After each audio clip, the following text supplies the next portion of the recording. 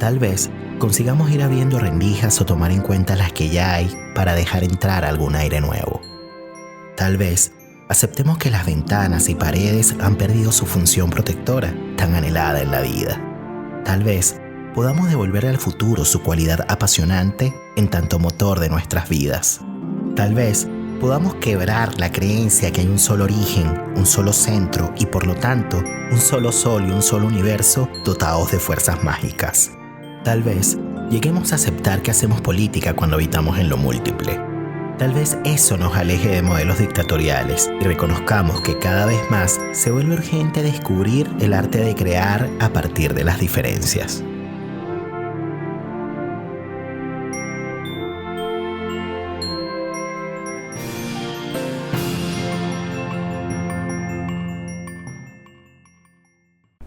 Y este episodio llega a ustedes gracias a Global Mind Therapy, consultora de psicología social orientada a la intervención de grupos, equipos de trabajo y comunidades. Encuéntralos en las redes sociales como GMT Consultores. Global Mind Therapy, podemos ayudar.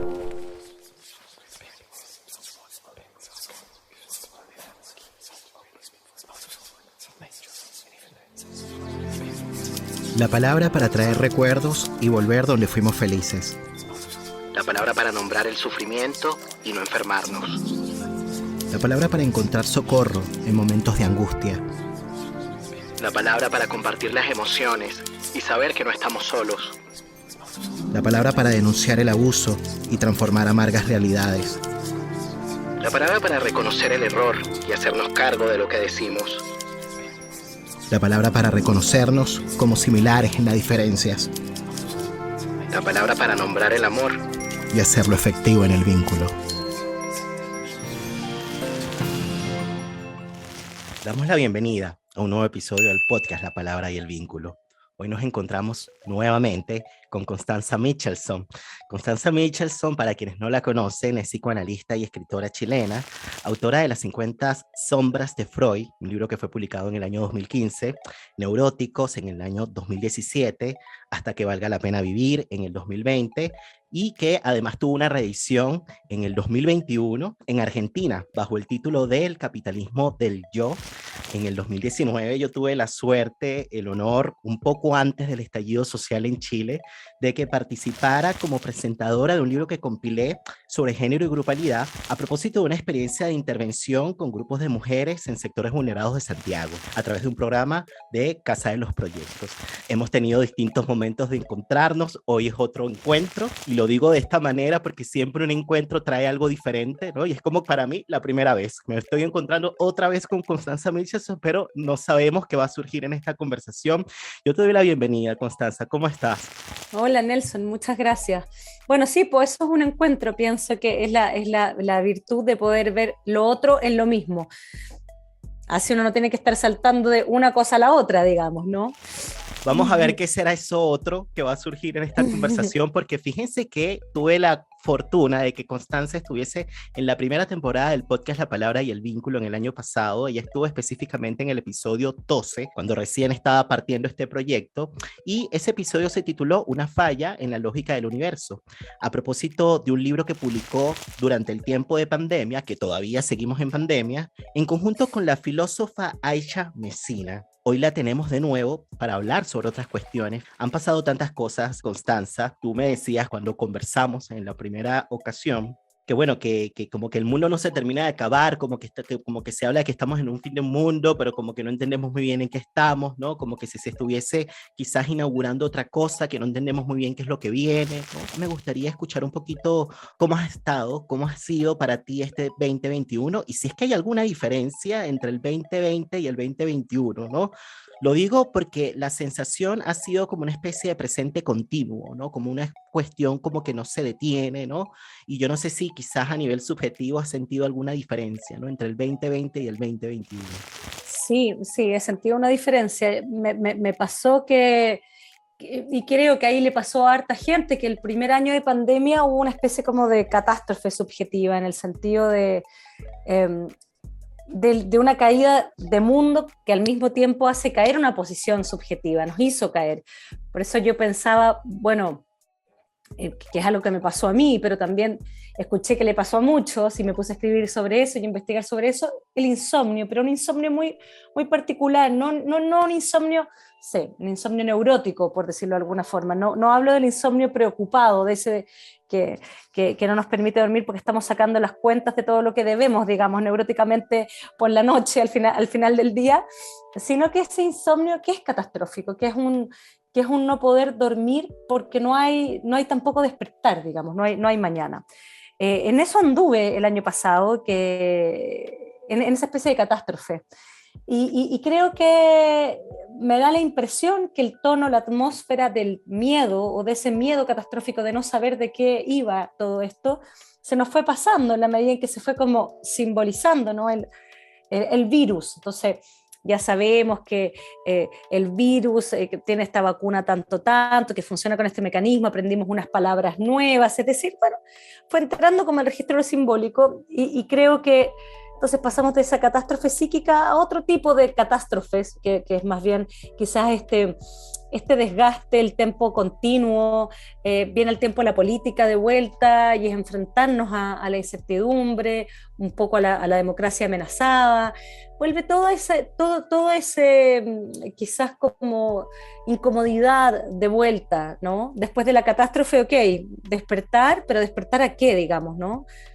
¿Qué es lo que viene? ¿Cuáles son las esquilas que va dejando esta pandemia, ¿no? En el mundo?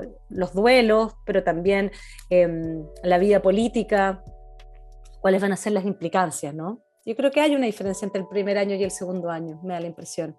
Sin duda, y fíjate que, claro, es muy cierto, ¿no? En la medida en que se va logrando representar como una vivencia que luego deviene experiencia, ¿no? Podemos de pronto quizás encontrar un poquito de calma, ¿no? Un poquito de oxígeno, ¿no? Como para respirar y seguir. Y estaba pensando muchísimo en las diferencias quizás que han habido en los distintos momentos del año, porque claramente en la medida en que se flexibilizaron las políticas sanitarias, ¿no? Y que podíamos de pronto circular un poquito más en las calles y que podíamos compartir un poquito más, ¿no? Evidentemente se creó como una especie de sensación de que las cosas estaban, entre comillas, volviendo a la normalidad, ¿no? Como una especie de ilusión, ¿no? Evidentemente aparece esta idea de que hay una nueva normalidad y que, bueno, que hay que acostumbrarse a eso, adaptarse a los tiempos, etcétera, ¿no? Pero es muy loco porque hacia el final del año aparece, digamos, esta idea de las mutaciones de este virus, el Omicron, es que se llama, como una especie de Omicron, sí. Omicron, y es como De ciencia ficción, además, suena. es como Transformer, así como, bueno, aquí vengo, ¿no? Y bueno, y por como son las cosas de la vida, ¿no? Que coincide este Omicron con este periodo, digamos, de elecciones, ¿no? En donde también se vino como que a revolver todo. Y lo digo a propósito, digamos, este cruce entre este tema del virus con el tema político. Hace poco escribiste una columna que titulaste La nueva no política. Y ese título, esto de la nueva no política, me hace pensar un poquito en esto que decías de este tema del insomnio, ¿no? Que no es ese insomnio neurótico, que quizás si lo relacionamos un poco con lo que decía Florencia Badi o con lo que piensa Florencia Badi, que bueno, para quienes nos están escuchando, Florencia Badi es una filósofa argentina que por cierto prologó el libro de Constanza Michelson, El capitalismo del yo, para la versión argentina, y estuvo también en La palabra y el vínculo. Le voy a dejar el link aquí arriba, ahora me la he hecho porque aprendí a colocar el link arriba, entonces para que la gente vaya al episodio por si quieren escucharla. Y ella habla del tema de los desvelos. Y el tema del desvelo tiene mucho que ver con el insomnio.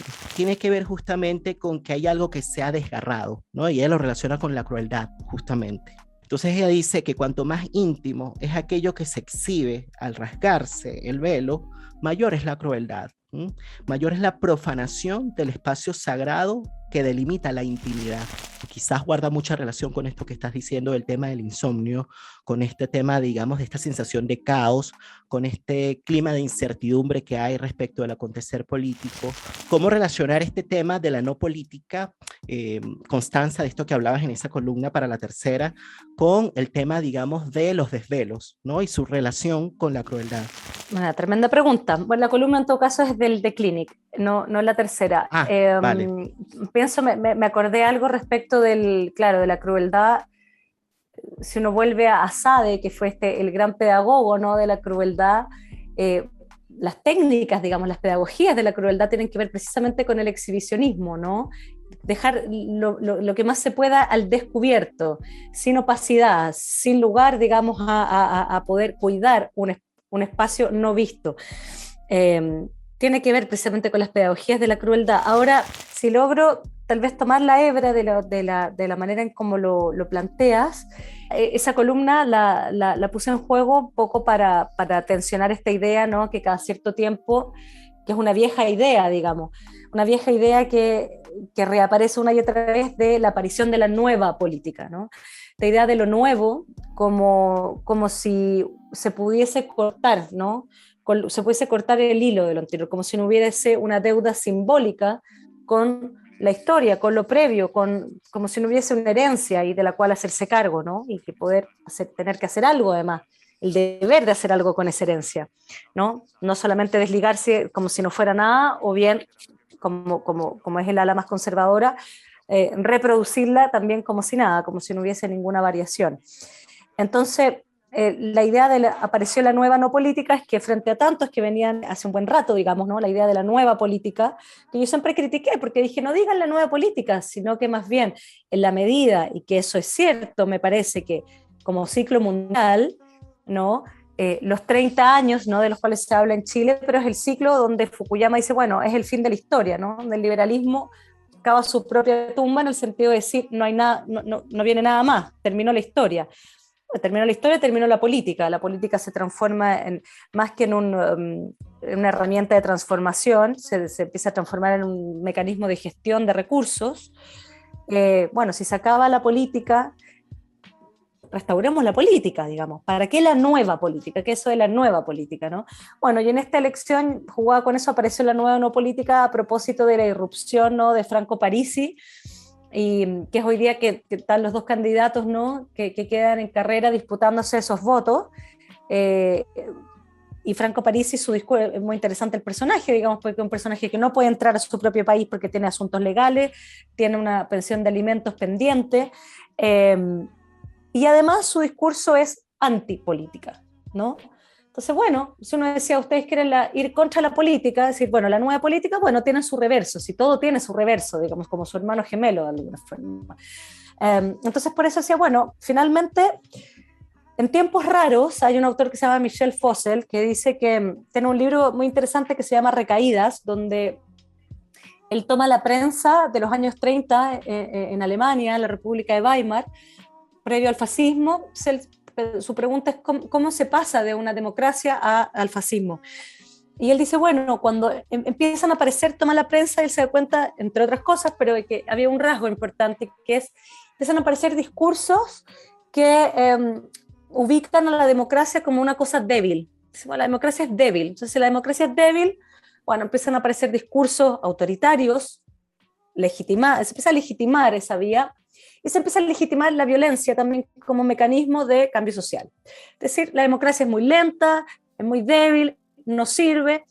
Pensaba, bueno, ¿hasta qué punto hay algo de lo que nos está pasando hoy día donde también aparece ese discurso respecto de la democracia?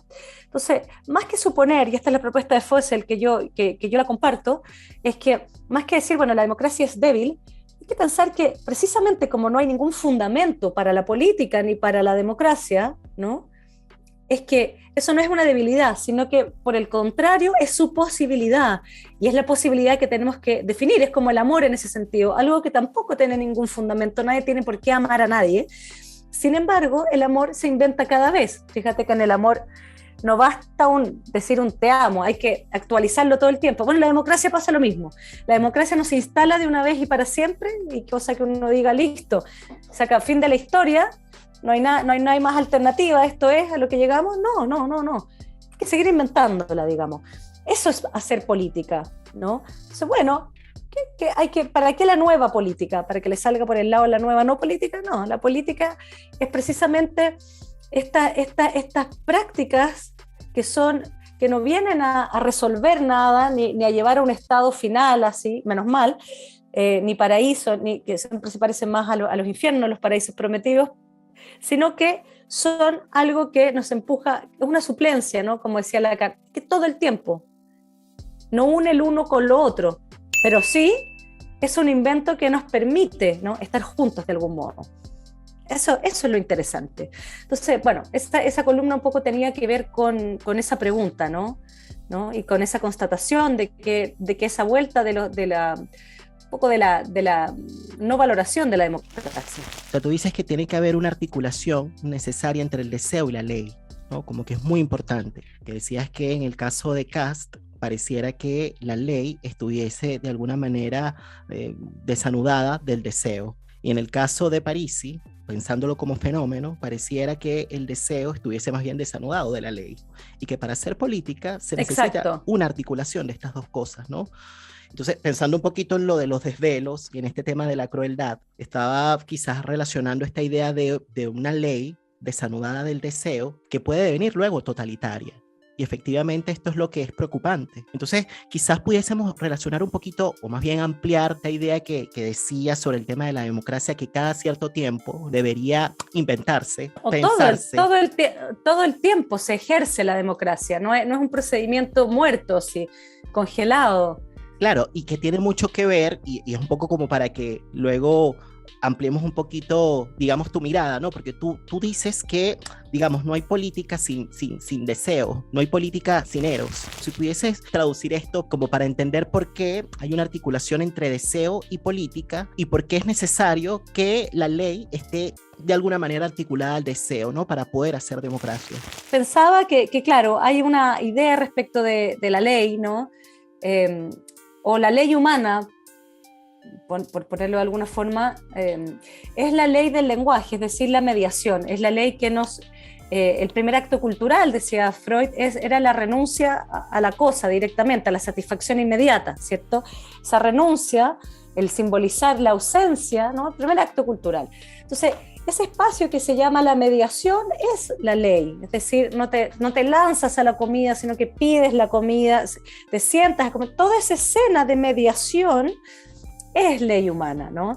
Ahora, otra cosa, ¿no?, es que la ley luego venga a encarnarse en alguien cuando el pacto simbólico tambalea, ¿no?, cuando esas cosas no están tan claras, ocurre la nostalgia que no son nostalgias de ficción, digamos, que venga alguien a restaurar la ley, que venga alguien a poner el límite, ¿no? Para que no todos terminemos en la barbarie de estar matándonos por un poco de agua o un poco de comida, digamos, ¿no?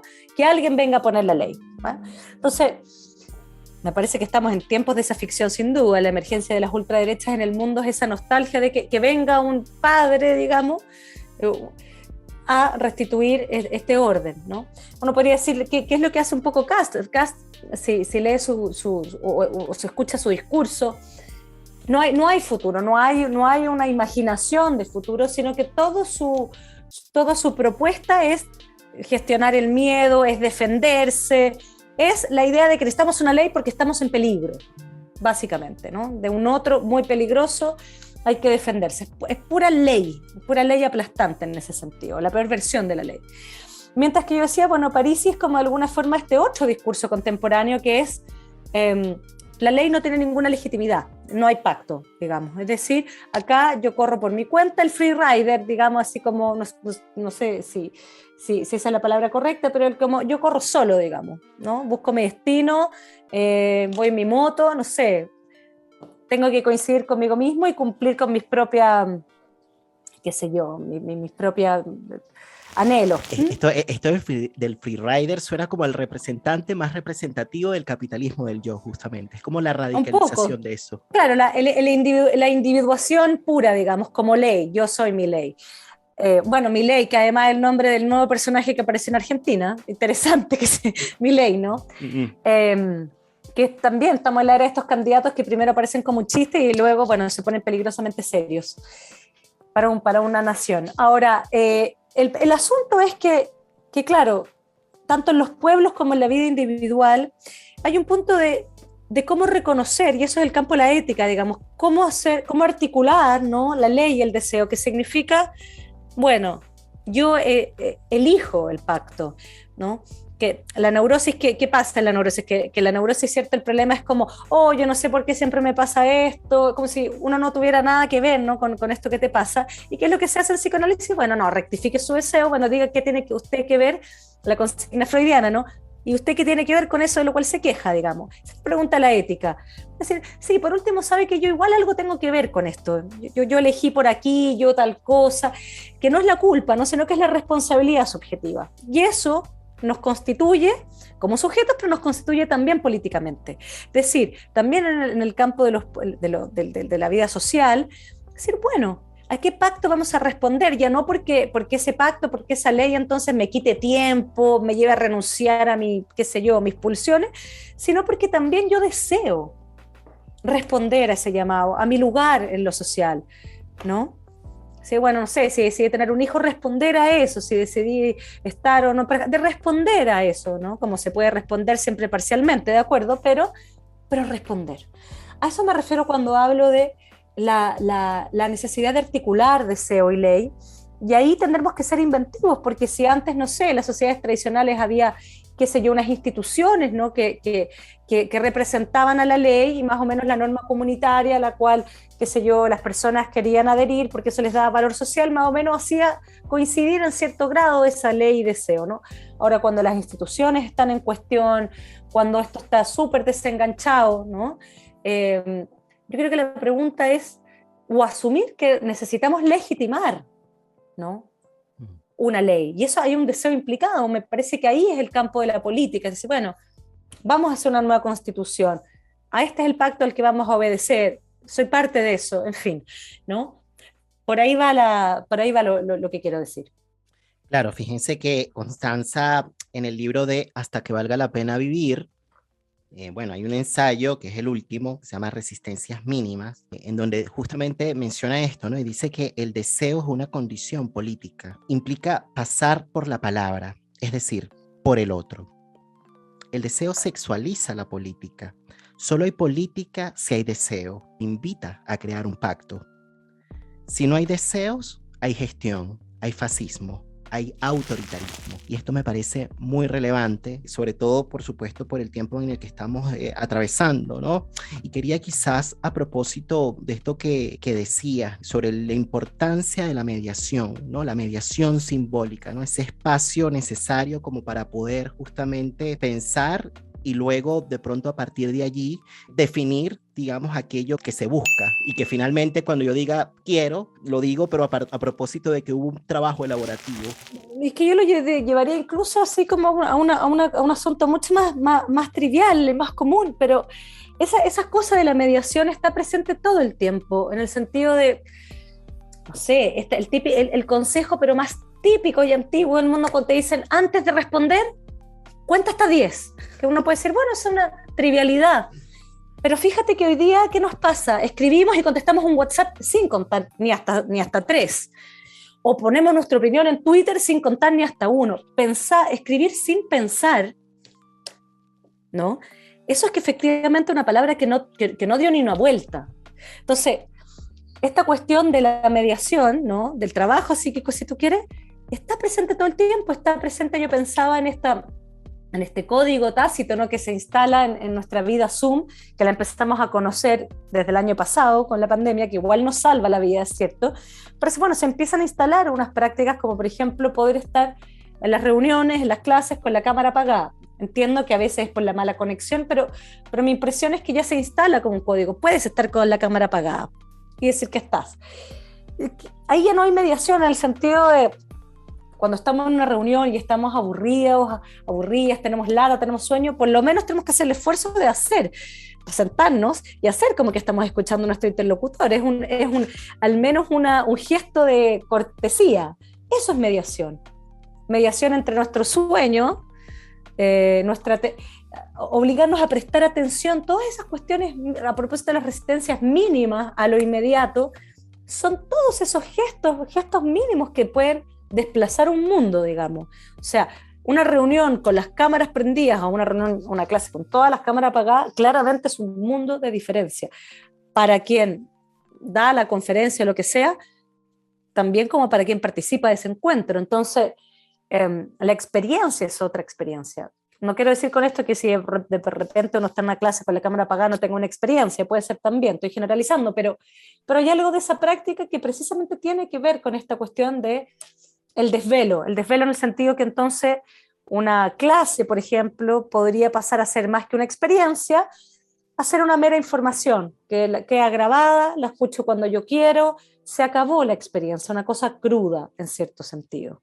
O sea, parece la crueldad de la clase, ¿no? Una cuestión meramente informativa, una mercancía más, se acaba la experiencia, ya no puedo alojar ahí, ya no puedo estar ahí como sujeto. Entonces, esta cuestión de lo inmediato, bueno, yo pienso que la gran pregunta de la época, que a veces se enuncia más o menos o no, no sé, es si acaso todo nuestro progreso técnico, que es cierto que lo digital va creando y toda la aceleración técnica va creando varios mundos en el planeta, digamos, es como que ya no caben todos los planetas que hay dentro de la Tierra, del planeta Tierra. Pero la pregunta es si acaso eso va estrechando o ampliando la vida psíquica. Es decir, es como si evolutivamente fuéramos creciendo o nos estamos estrechando en la medida en que cada vez es como, pienso psíquicamente lo que nos pasa con el progreso técnico, es un poco lo que nos pasa con los tráficos, con los tacos de los autos, que entonces, claro, la aceleración hace que entonces quedemos estancados en unas cosas que también son creadas por la aceleración tecnológica y quedamos parados en un taco, porque hay demasiados autos, ¿no? Porque andamos demasiado en auto, porque aspiramos a llegar, qué sé yo, por la carretera, lugares lejos, entonces viajamos más, no sé. Es decir, eso que se acelera, que se amplía, al mismo tiempo, ¡pah!, nos deja estancados. Bueno, yo creo que desde el punto de vista psíquico hay algo parecido, ¿no? Mientras más se acelera, mientras más rápido puedo apretar un botón para lograr ciertas cosas, bueno, nos hace ansiosos desde el punto de vista antropológico, digamos, ya no como un trastorno, sino como de manera civilizatoria, así como constitutivamente ansioso. Claro, como una manera, especie ansiosa. Como una manera de estar frente al mundo, ¿no? Como un modo Sí. de funcionamiento, como un modo de existencia. Fíjate que hace poco, el 26 de noviembre, tuviste una conversación con Felipe Pigna para la Radio Nacional de Argentina, ¿no? Felipe Pigna tiene un programa en la radio que se llama Historia de Nuestra Historia, ¿no? Lo pueden encontrar o escuchar en la web. Y bueno, por ahí tú decías en esta conversación algo que está muy conectado con esto que estás mencionando, ¿no? Que hoy nadie se hace responsable porque no estamos a la altura del mundo que hemos creado. Parece que nos quedó muy grande y llevándonos justamente hacia estados como compulsivos. Estamos demasiado agitados porque ya no sabemos qué hacer con el juguete que hemos creado, ¿no? Con este mundo que hemos creado. Bueno, sí, puede ser. Bueno, y ahí es donde la disputa es en el lenguaje es la guerra, es decir, el gran problema. Y bueno, lo que decía Heidegger en esa conferencia Serenidad del 55, donde habla sobre la energía nuclear, digamos, ya había estallado la bomba, y decía, bueno, el problema no va a ser cuando estallen las bombas, sino cuando dejen de estallar y empecemos a convivir con juguetes de esa magnitud, de los cuales no podemos hacernos cargo. Bueno, pues viene Chernobyl, ya sabemos, pero ese modelo, esa manera de estar, donde pareciera ser que no podemos estar a la altura de nuestras creaciones, desde el punto de vista de la responsabilidad, que se hace cargo, ¿no? ¿Quién responde? Ahí es donde, bueno, lo que dice el filósofo Sergio Roja, a eso lo llaman lo tremendo, es decir, eso que se nos vuelve impensable. Y es ahí donde dice, bueno, acá lo que nos queda absolutamente como corto es pensar en los mismos términos de nuestra creación, es decir, en términos técnicos, en términos de medios y fines y mediciones, sino que hay que exigirle más al lenguaje para ser capaces de pensar, ¿no?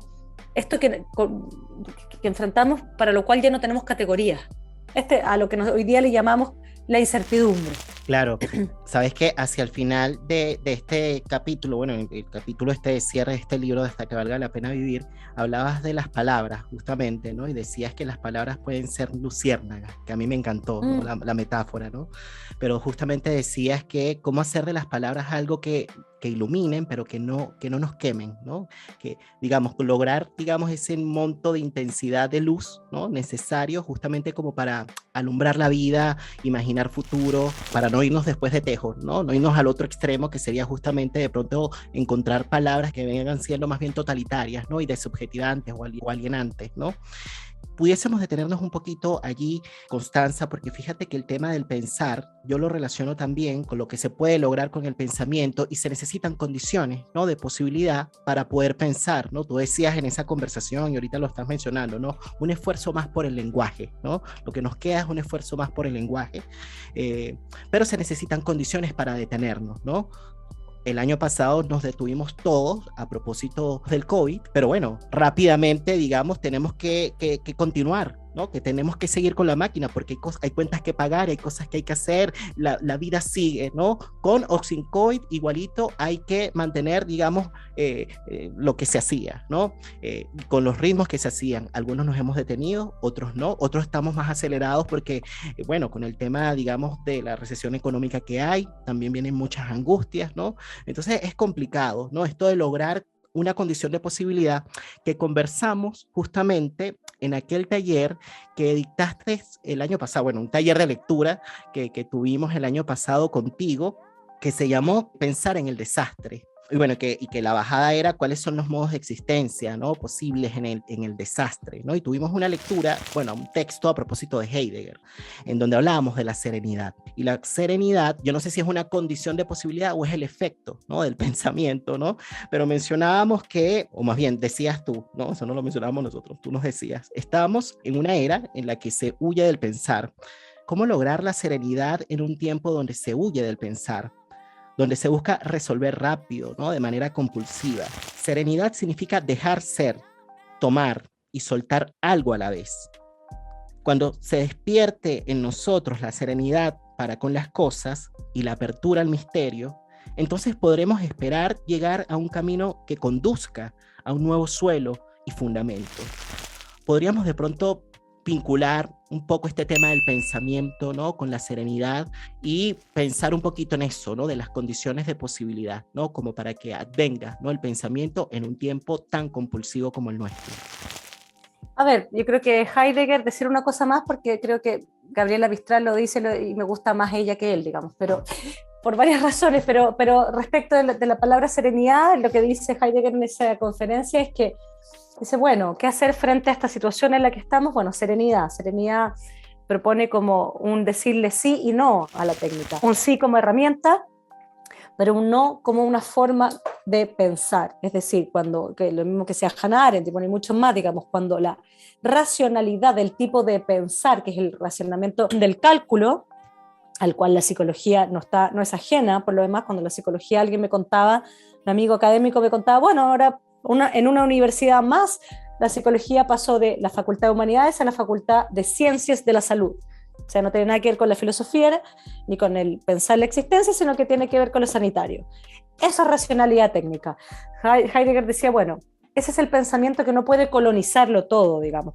Debe haber el pensamiento del cálculo, ¿de acuerdo? Si yo quiero que encuentre una vacuna, yo esperaría que lo hagan muy bien, digamos, desde ese punto de vista.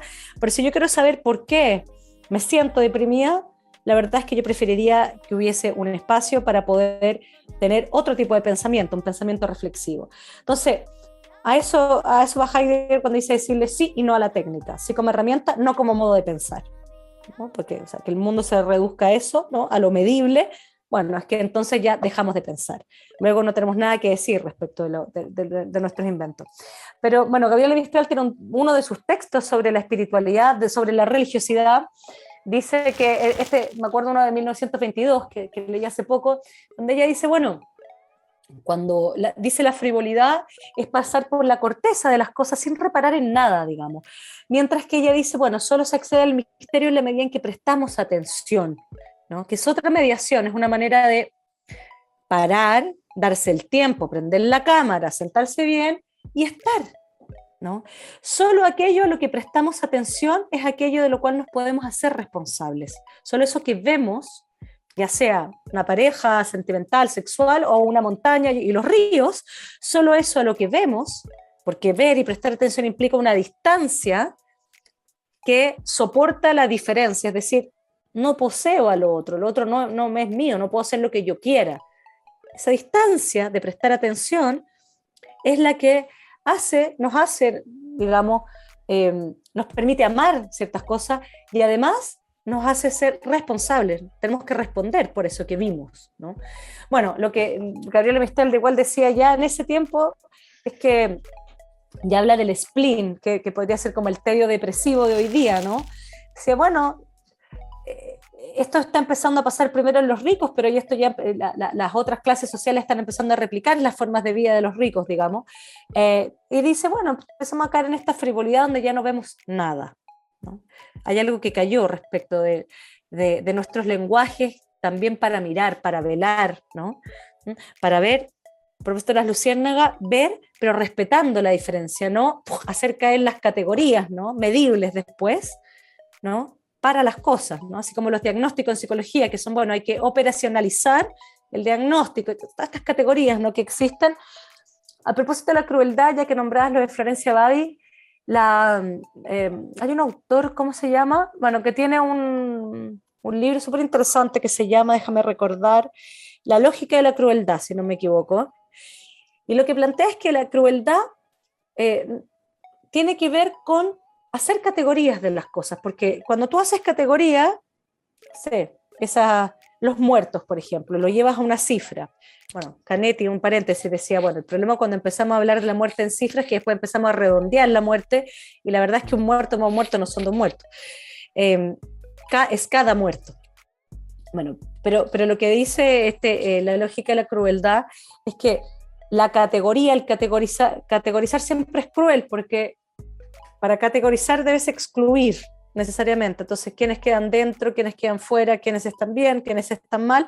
Pura moral, ¿no? La categoría es pura moral desde un punto de vista, no nos permite luego ver nada, o más bien entrena la mirada. Es una pedagogía de la crueldad en cierto punto, porque permite ver, bueno, lo que dice Judith Butler, qué vías son lloradas, qué vías no son lloradas, qué vías valen la pena o no. Eso hace la categoría, ¿no? Y eso tiene que ver con un pensar, con una forma de pensar, ¿no? Me parece que la resistencia es, bueno, hay otra forma de pensar también, que es la ética, que es, no me interesa el bien y el mal, ¿no? Sino que me interesa la bondad. ¿Puedo responder o no con bondad al llamado, a lo que me concierne, no a lo que poseo, sino a lo que me llama, a la situación donde debo responder? Ahí es donde se juegan las cosas. Sabes que estabas mencionando el tema de la espiritualidad, ¿no? Y pudiésemos de pronto relacionar esto de la espiritualidad, que no es algo de lo que se habla mucho en psicoanálisis, por cierto, ¿no? Si pudiésemos pensar o articular un poco el tema de la espiritualidad con las resistencias, Constanza, si pudiésemos de pronto quizás vincularla, bueno, con las resistencias psíquicas íntimas también. Hay resistencias políticas, pero hay otro tipo de resistencia, ¿no? Que se inscriben en el plano de lo íntimo, ¿no? Si pudiésemos vincular un poco este tema de la espiritualidad con eso, ¿no? ¿Cómo lo ves? Es que la espiritualidad, esta idea del neuma, digamos, del soplo, ¿no? Tiene todo que ver con el psiquismo, digamos, son etimológicamente parientes, digamos, el soplo, el espíritu y el psiquismo tienen una tradición antigua, digamos, que vienen de una cosa misma, claro. Después es una palabra que queda asociada a la religión, pero llámese como cada quien quiera llamarlo, yo lo ubico como una especie de una zona, ¿no? Que hemos hablado ahora harto de esta mediación, de estos lugares que permiten, es como si fueran unas vigas, ¿no? Para sostener una distancia decisiva para la cortesía, el respeto, el poder ver, prestar atención, el responder a la llamada, la responsabilidad. Esa distancia es una distancia que además no solamente nos ubica en diferencia con la montaña o con el otro, sino que respecto a nosotros mismos, ¿no? Es decir, a veces yo pienso estas técnicas cuando hoy día se habla tanto del amor propio y es como tener que hacerse una especie de mejoramiento, es no tener ninguna distancia respecto de sí mismo, por lo tanto tratarme a mí misma como un objeto. Cada vez que a mí me entra en la vida el discurso del amor propio, paso pésimo, digo, me hago puras estupideces en el cuerpo. Pero después, esta cuestión de la distancia, también la propia, la alteridad respecto de sí mismos, también cómo tratarse con una especie de ritual, también, digamos, una mediación con uno mismo, digamos, ¿no? Ver ese cuerpo como si se viera también desde afuera, como, bueno, creo que ahí ocurren cosas, digamos, en estos espacios intermedios, que bueno, hay quienes lo llaman el tiempo suspendido, ¿no? O el instante eterno, que es como si hubiese un tiempo vertical que cortara al tiempo horizontal, a cronos, a la cronología, que la cronología es nihilista, porque en cierto modo es como nacemos y morimos, digamos, somos seres para la muerte, nacemos y al tiro empiezan la decadencia, digamos, vamos a la caída, ¿no? Salimos del paraíso al tiro, ¡pa! Caída. Bueno, hay lo que se le llama el tiempo suspendido, que es como, ¿cómo retardamos esa caída?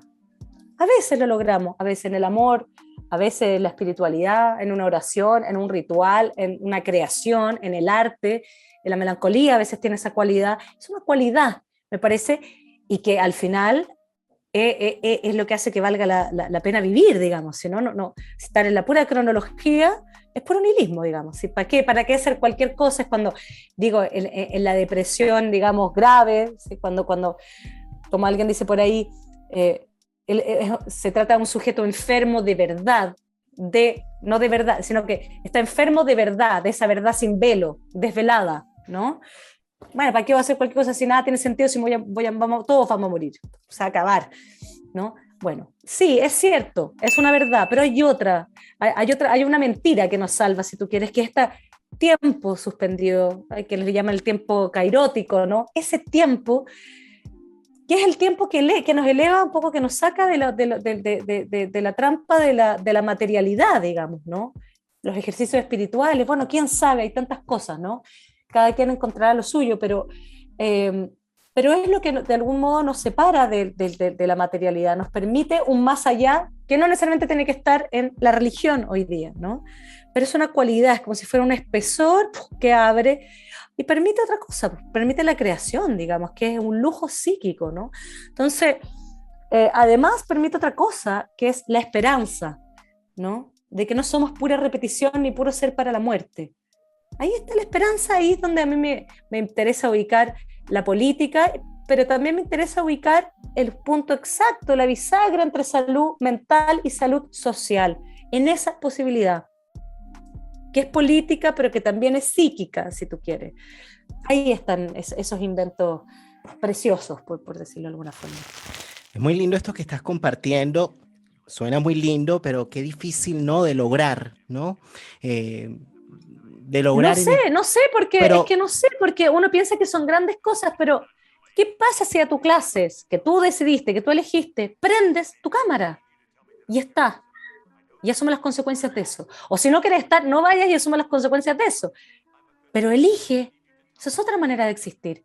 Entonces, no son cosas tan difíciles ni cosas tan grandes. A veces uno cree que son cuestiones súper lejanas y unas tecnologías complicadísimas. Y están acá al ladito.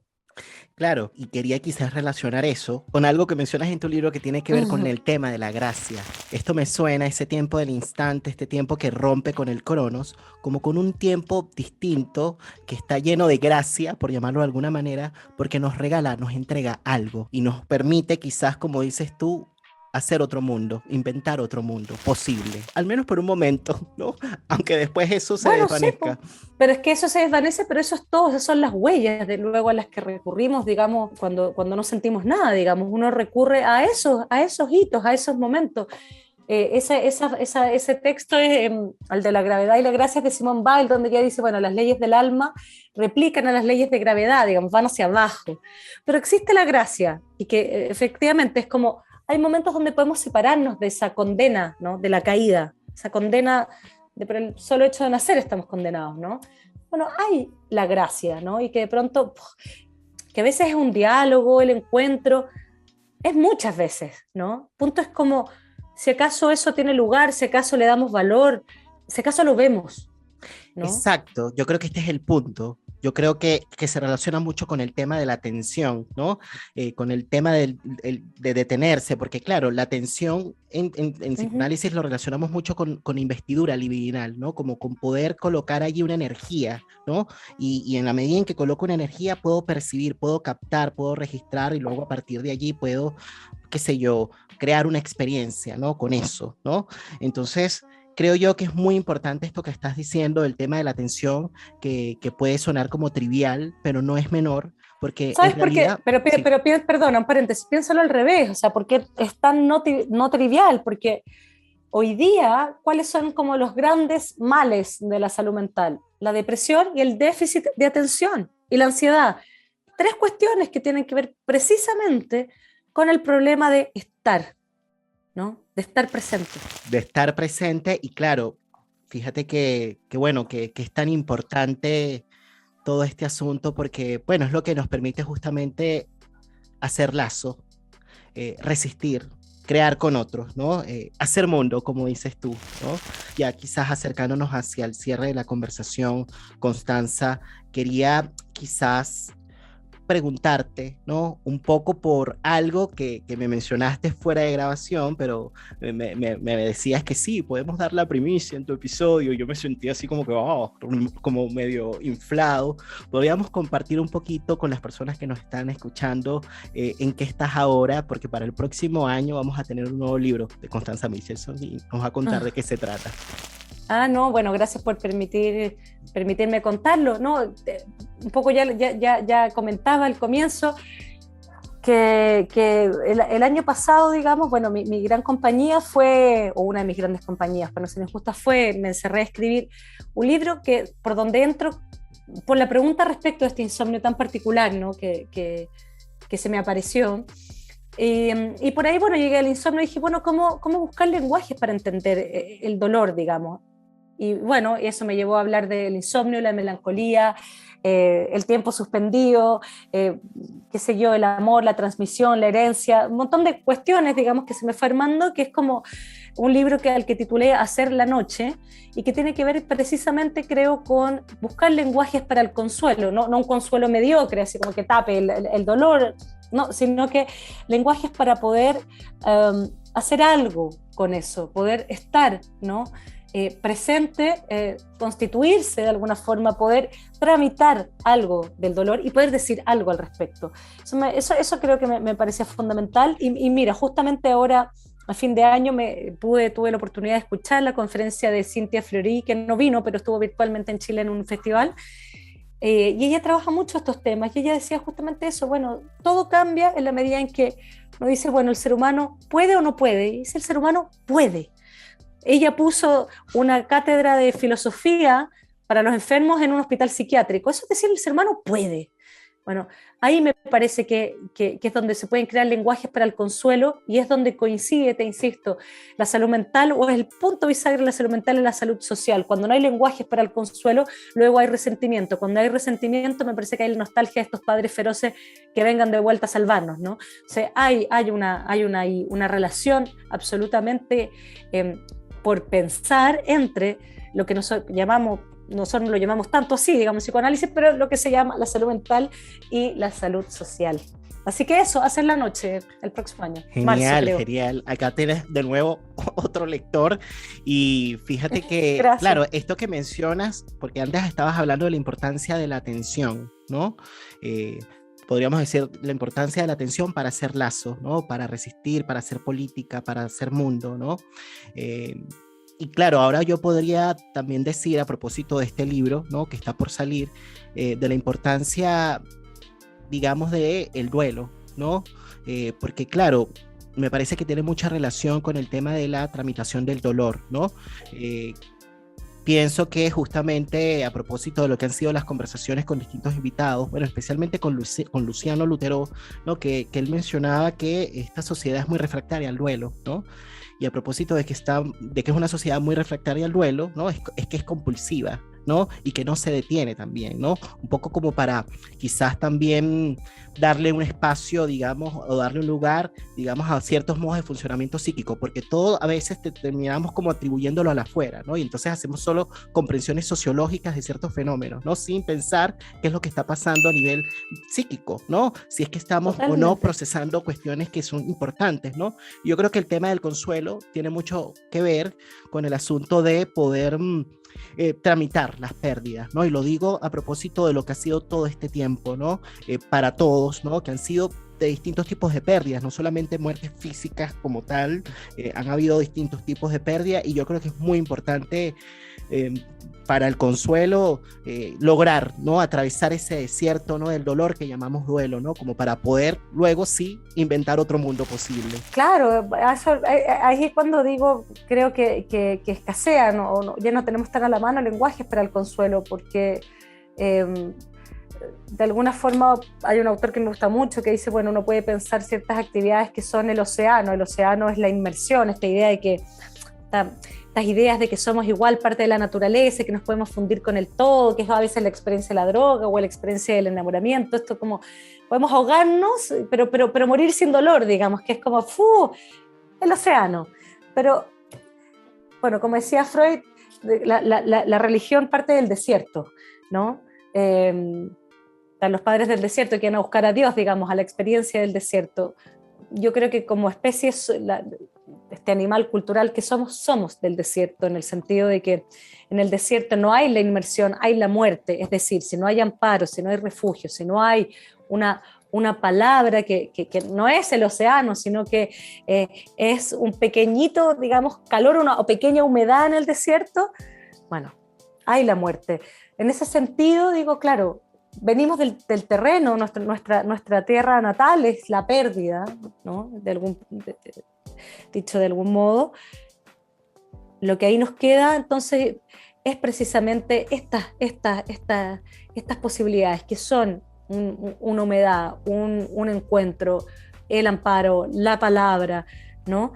No sé. Calor humano. El mundo nos hace más pensar que bueno, la tentación son a las experiencias oceánicas, ¿no? Bueno, Constanza, nada más que decir, agradecerte nuevamente tu participación, de verdad, muchas gracias por estar acá por segunda vez en el podcast, gracias de verdad por tus producciones también, por tus escritos que nos permiten también detenernos justamente a pensar, ¿no? Y a mediatizar un poquito la realidad. Bueno, no sé si querías decir algo, ¿no? Antes de despedirnos. No, agradecerte, gracias por la conversación, siempre un gusto conversar contigo, Nelson, por el tiempo, gracias. Gracias a ti y que tengas muy buen cierre de año y espero verte en el 2022. Yo también, un abrazo. Un abrazo también para ti y de esta manera damos cierre a las personas que nos están escuchando del otro lado de la pantalla. De esta manera cerramos el episodio de La Palabra y el Vínculo. Estén pendientes en las redes sociales, nos estamos viendo la próxima semana en los últimos episodios de este podcast, ¿no?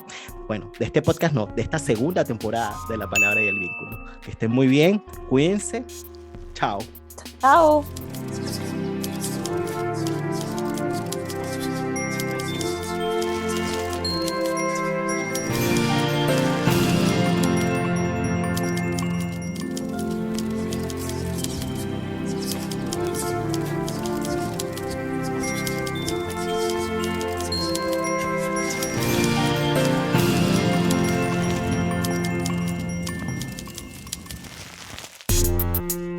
Estamos frente al surgimiento de una nueva era. El mundo nos propone cambiar la manera de pensarlo. Aparecen nuevas palabras, otras maneras de nombrar lo que sucede. ¿Quién está exento de pérdidas en el mundo contemporáneo del coronavirus? No es lo mismo hablar de cicatrización del alma que hablar de elaboración en la cultura, en la historia. No hay amor sin escucha. No hay política sin amor. Necesitamos testigos para convertir las pérdidas en narración. Necesitamos hacer hablar los silencios del presente. Necesitamos escuchar las palabras que quedaron en el fondo de los corazones. Necesitamos politizar el malestar. Algo nuevo emerge del caos.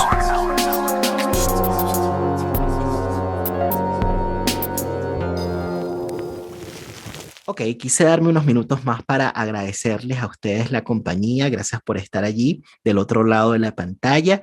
Recuerden que si les gustó este episodio, dale like, porque esas cosas como que ayudan en este mundo del YouTube. Y si existen personas que les interese este contenido, pues por supuesto, compártanlo con ellos. Recuerden que este programa es patrocinado por Global Mind Therapy, Podemos Ayudar, que es una consultora de psicología social dedicada al abordaje de los grupos, equipos de trabajo y comunidades. Visiten la página en Facebook o el Instagram, la cuenta en Instagram bajo el @GMT Consultores, ¿no? Una consultora de psicología social, trabaja desde el psicoanálisis y desde el psicodrama y de la cual también participo. Ahora sí, nos estamos viendo entonces la próxima semana. Cuídense mucho y que estén bien. Chao.